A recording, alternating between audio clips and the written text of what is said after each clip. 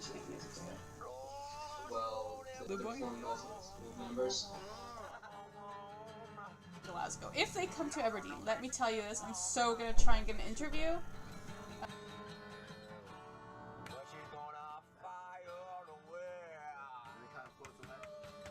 Just like I tried getting an interview for this gospel choir, which, you know, it could still happen.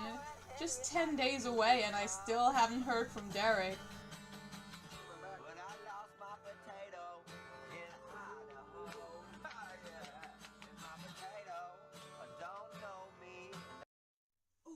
I know, I can do an interview with Frank the Tank Engine.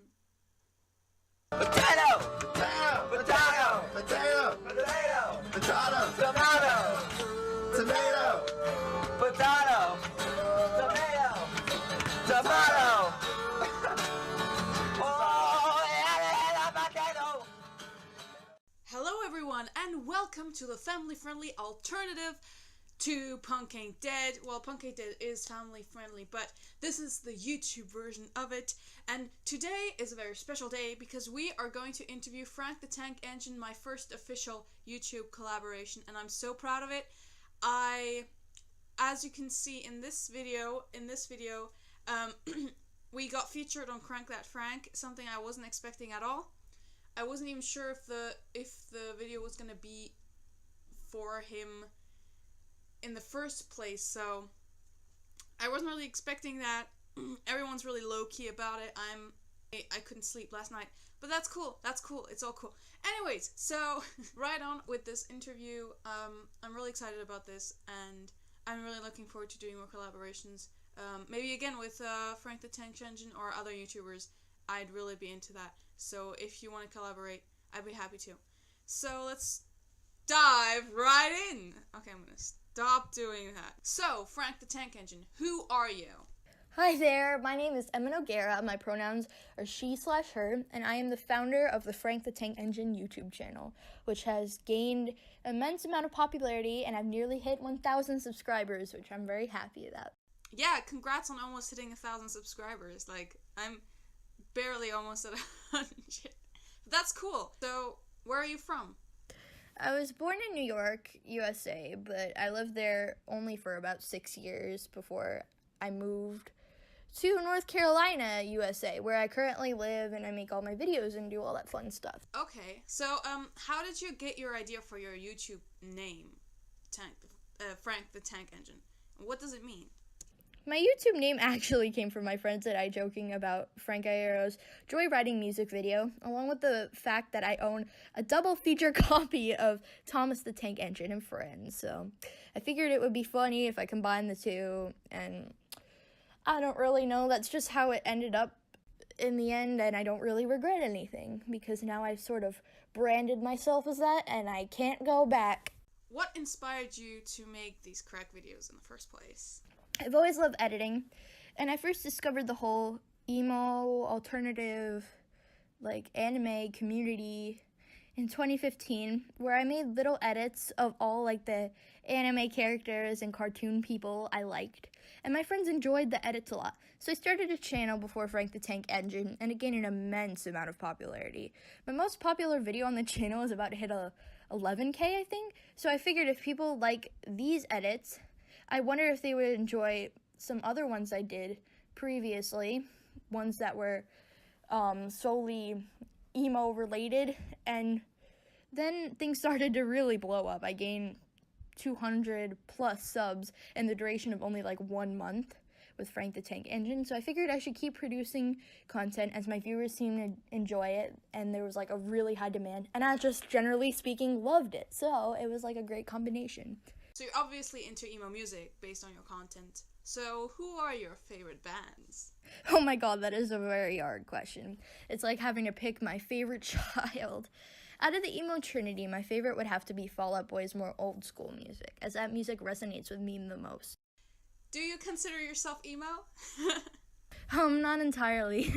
I used to consider myself full-blown emo, but now I just see myself as semi-emo, or like just more alternative, I guess. Are there any lesser-known bands that you also enjoy? Currently, my favorite bands happen to be lesser-known ones. My favorites consist of Water Parks, which is a really good alternative / electronic band. They're from Texas. Saint Motel, which is a sort of, has a lot of 80s vibes, really good music, amazing. Go listen to them now. Palais Royale, really good. Got some like MCR vibes there. Amazing instrumentals. And Against the Current, which is has a female vocalist actually, and I love her voice so much, and the instrumentals are always great.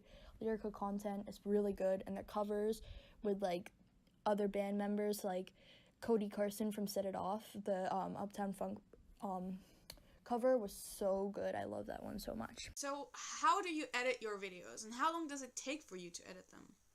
I used to edit my videos on Sony Vegas Pro 11 on my laptop actually, but I accidentally stepped on it and it broke. So now I slowly rely on my iPhone and iPad, but I actually got a new computer recently, so hopefully I will be able to continue using that and get back into the groove of like computer software. And it takes usually weeks for me to plan out what I want to edit, like what I want my edits to consist of.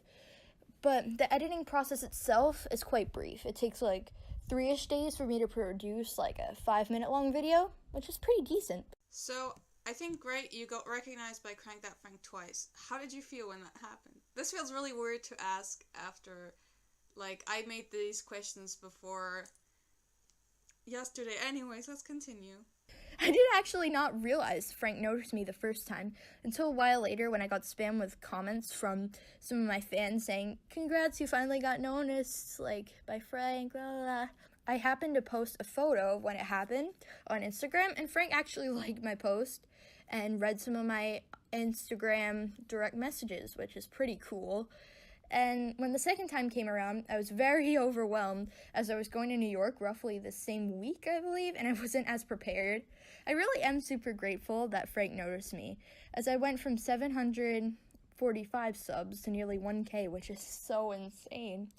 And Frank noticed me, well, us recently, actually. On the day I'm actually recording this, he noticed us.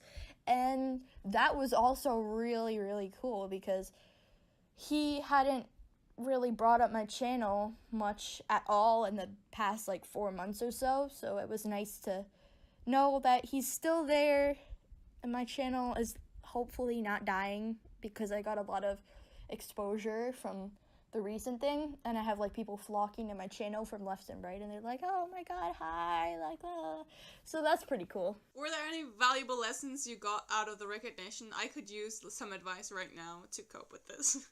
Yes, there was an amazing lesson I learned. Hard work really does pay off. I spent the latter end of the year, 2017 to be exact, editing my butt off, and when he finally noticed me in, I think it was November, I was so happy, and I feel like I really accomplished something like bigger than I ever have, because Frank had a big channel at that time. But yeah, it's cool. His channel's growing, my channel's growing. That's so cool. Anyway, so where would you see yourself and your channel in like 5 years, or like in the future generally? Oh god, I envision myself as either a professional editor for some movie company like Sony Vegas, or maybe as a graphic designer. And I imagine my channel branching out into like either a place where I post little animations or more vlog-esque content, like stuff like that. Like, because I don't want to limit myself to just emo content, because as much as I do love that stuff, I gotta break away from it sometime. Like, I'm not just gonna keep making this content forever and ever. Like, obviously, my interests are gonna change. My viewers' interests are gonna change, like all stuff like that. So I'm not entirely sure, but what I said previously is probably what's going to happen in like the next 5 years. What word of advice would you have for aspiring YouTubers asking for a friend? For new YouTubers, I would recommend investing in somewhat decent software. And whatever you do, do not start posting crack videos until you get the hang of the whole editing process and how everything works. Because once you develop an audience, you're sort of pressured to keep putting out more content. and if you have no idea what you're doing, that will not be good at all. So what I would suggest is stick to small edits or tiny compilations, and also do not steal anyone else's edits. It's uncool, basically. I've had many of my edits I post on like Instagram and stuff stolen by like new creators, and it sucks so much because I don't get any credit at all. I hate plagiarism as a university student. So, that's about to wrap it up. Do you have any famous last words? Sorry. Puns are always a part of my shows. Thanks for having me. It was really nice. I'm so new to the whole podcast scene, I guess you could call it, but thanks. I'm sorry, I'm very awkward, but this was fun. Thank you. I'm probably more awkward than you, in any way. Maybe not, like, on camera here, but in social settings, trust me, I'm more awkward than you. I don't know if anyone's more awkward than me. Anyways, so yeah, thank you so much, Frank the Tank Engine, for coming.